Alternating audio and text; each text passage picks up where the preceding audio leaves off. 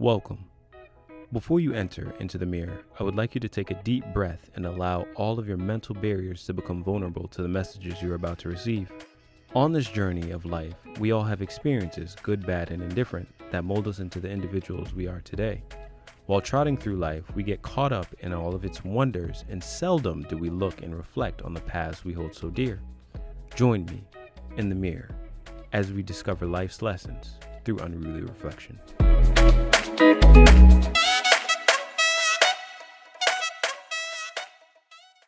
Welcome back to another Unruly podcast. This week, we're going to be tackling mental instabilities.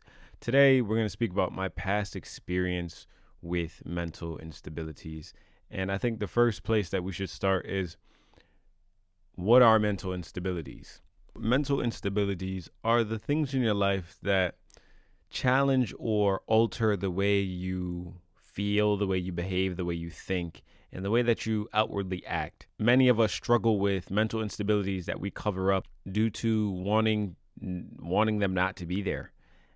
For myself, I know in my past and even up into recent, I almost tried to sweep my problems under the rug. And no matter how difficult and hard they may become, I would hide them and hide them so well that I started to believe the lies that I told myself. And when life started to get very tough is when they show themselves outward. And I think the latest episode I had in the present day is what really helped me understand myself better and understand my mental instabilities for what they are. So to start, my past experiences with mental instabilities was a past that I didn't readily identify the problem. I just knew there was something there, and I didn't want to put the name of whether it be anxiety or depression on my being, just because of the things that I've heard or seen about what anxiety and depression can do. And so in the past, I would look for outlets and revert to escapism. So whether that be, I was a soccer player in college, and I think that was my main source of escapism, because I can play soccer and that made me feel good, and I can ride that wave no matter what, and I can tell people I'm a soccer athlete, and I do things and act a certain way, and that almost gave me the persona I was looking for and the perception through others' eyes that I really liked. And so that allowed me to push my mental instabilities in the corner and not really worry about them, because I was so infatuated with the fact that I'm playing soccer and people understand that I'm a soccer player, and that's all they know of me, and that's all that matters. And I think even that goes into a part of the wall that I spoke of a few weeks back that I hid behind. And so when soccer stopped, I had to figure something else out. What I ran to was lifting weights. And lifting weights was even better than soccer, because now I can, one, say I'm a gym rat, and that'll be my persona, but then two, I can lift weights, build my body, attract people to my being, and almost get my ego to be blasted up into out of the roof. When that happened, all of my mental instabilities were definitely swept under the rug. And when they were swept under the rug, I didn't worry about them.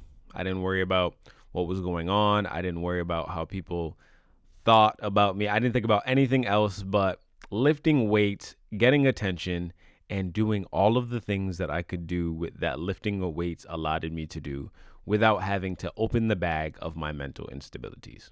On top of escapism, I would also keep my feelings suppressed. And when I couldn't escape from my feelings, I would hide them. And I would even hide them from myself and tell myself, nope, you don't feel that way. Nope. And I think it was almost a tug of war between what's actually going on and the blanket I tried to cover over it.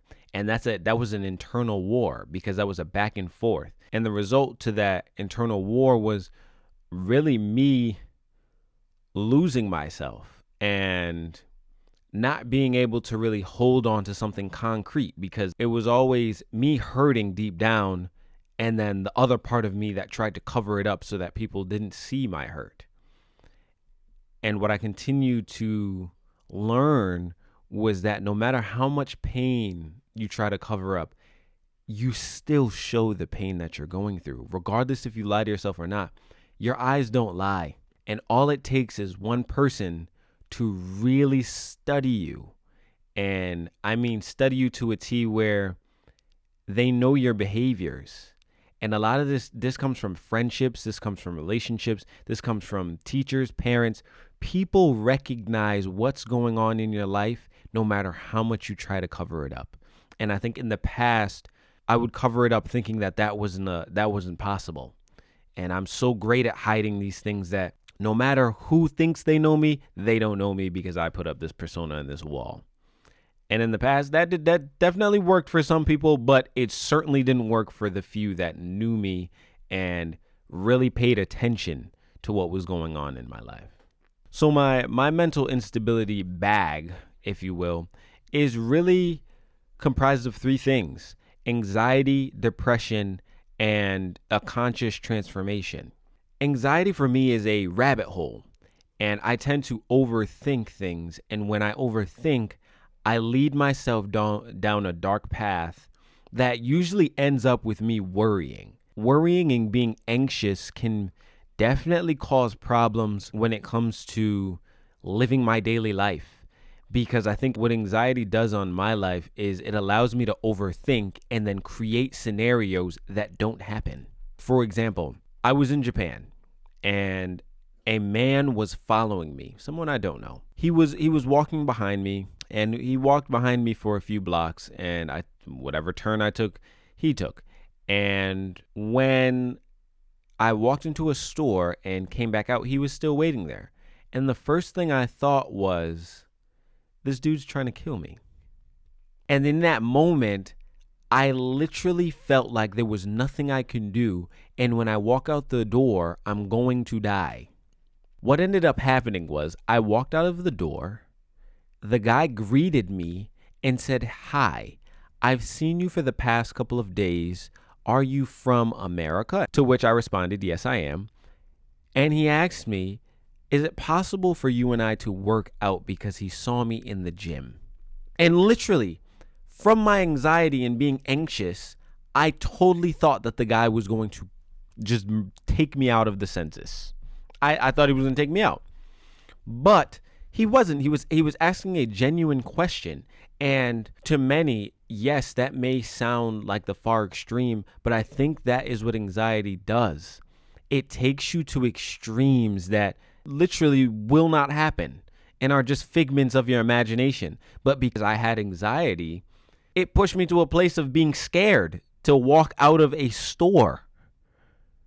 By having these things in my life, it's definitely an obstacle, but it's something that alters, like we spoke about before, it alters my behavior. The second instability I deal with is depression. And I think depression supersedes anxiety, for me at least, because depression is the number one holder of my mental instability. Depression in my life causes me to feel sad and pointless almost.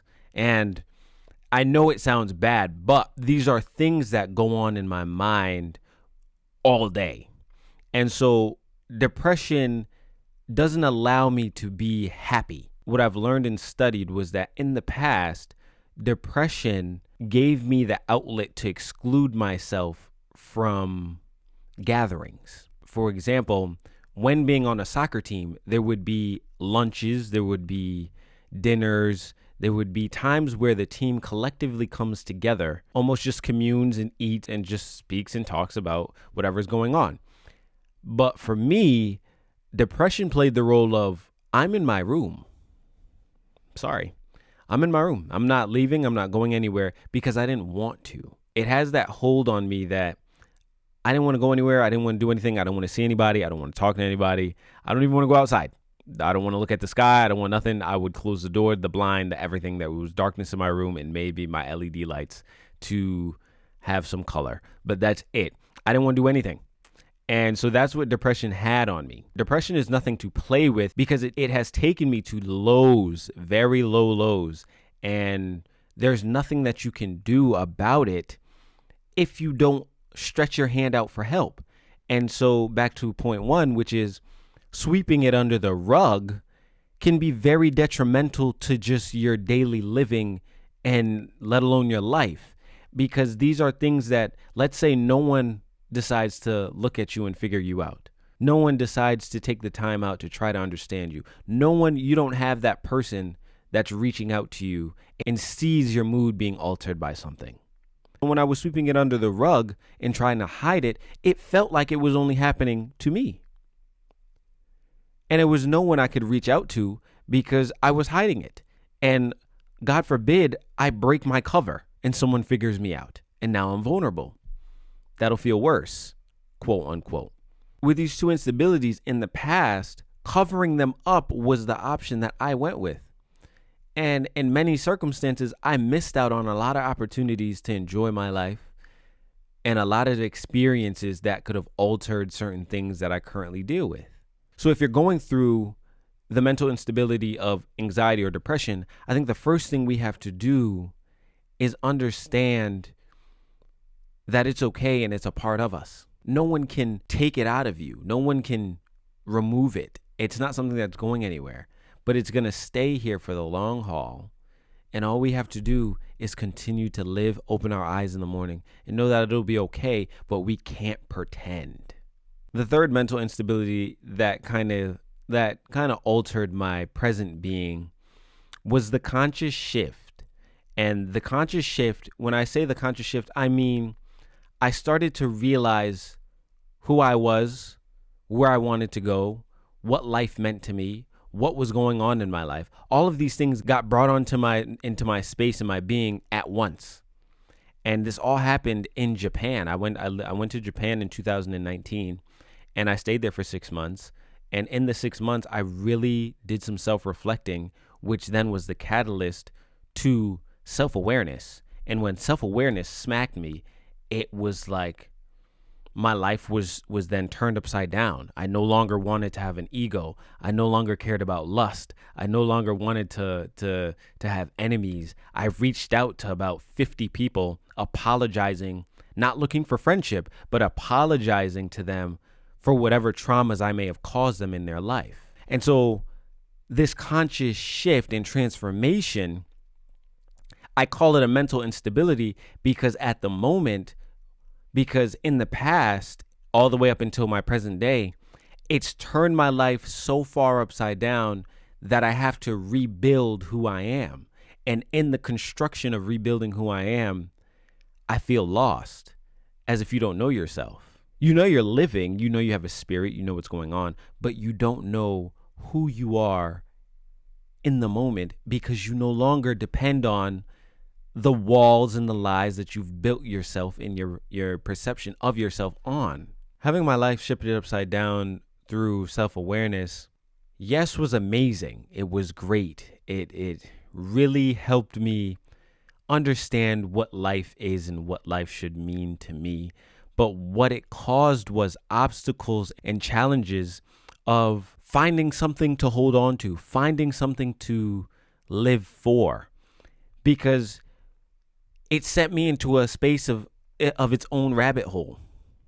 Its own rabbit hole of, okay, life is what it is. Life is going to continue whether you want it to or not. Ego is a lie. You have to temper it. You still need ego because you can't lose yourself, but you can't have so much ego and tell yourself all these lies that you're living this fake persona. I started to embrace forgiveness. I started to embrace these principles that many don't even acknowledge in their daily life. And so in turn, now I have to struggle with being too sensitive because I feel like I'm living in a world where these principles aren't valued and aren't respected anymore. And so what is the purpose of me being here if these principles and these laws of just humanity are now being stripped away in current society? So it's almost like you're living in a society that you don't fit in anymore. And so that in itself can make you feel like you're an outcast. Then coupled with depression and anxiety, you no longer want to almost be on this planet because it's so far-fetched. It's so you're so far outside of the box, along with having the problem of not having your serotonin levels be high enough through depression that you want to do anything. And then anxiety, you're always in a state of fear or worry. So through my own instabilities in the past, I covered them up and I tried to hide them. And that did me no justice. And the repercussions of that is now that I have to deal with uncovering them in current day with all the consequences that have been added on to keeping it under the wraps for so long. So if there was one thing that I can tell myself while dealing with my past experience through the eyes of my present self, I would say to embrace everything that you've gone through. Embrace your bag. And when I say embrace your bag, I mean hold on to the things that make you you. My life has been what it is because of all my experiences, but my experiences wouldn't have been my experiences without this bag that I have to deal with. I have to deal with anxiety. I have to deal with depression. I have to deal with the fact that now I understand myself and who I am. So now I have to now create a world around that. And no matter how much I try to hide, no matter how much I try to run, it's not going anywhere because that's my bag. Life deals us bags that we have to keep and have to continue going with, and we can't get rid of them. We can't throw them away. We can't hand them off. We can't do anything with them besides open them and look inside. And looking inside is not easy. It's not. There are days where I cry for hours. There are days where I don't want to get up out of the bed. And if I'm being honest with you, there are days where I look at the clock and ask God why he wakes me up today. Why not bring me home? Those are the things that people try to hide and keep away from themselves, from people, and it does no justice because these are the things that you have to deal with and will continue to deal with. And no matter how much you hide them and cover them up, they're going to come back 10 times worse. And sometimes at times that you really don't want them to happen. So to everybody that resonates with this and everybody that has mental instabilities or even just has their bag, embrace it. Your bag is your bag, but your bag is unique to you. And the reason it's unique to you, because there's nobody else like you because of it. So I implore you, open the bag. Take the time out to learn yourself. Take the time out to really embrace the hurt, all the traumas, all the lies that you've told yourself. And no matter what you find in that bag, don't give up. Don't give up. No matter how much tears you have to shed, no matter how much crazy thoughts, whether it be suicide, whether it be just asking God to take you out, don't give up. Life is blissful. Life is meant to be a challenge because when you get through the challenge and complete your test, you will find that life is rewarding in all of its problems, all of its chaotic experiences. Life is totally worth living. So just continue to trod and embrace your bag. I thank you for joining me today in the mirror as we talked about mental instabilities. Please join me on Wednesday at 6 p.m. We'll be talking about my present experience with mental instabilities. I thank you again for watching. Have a great day.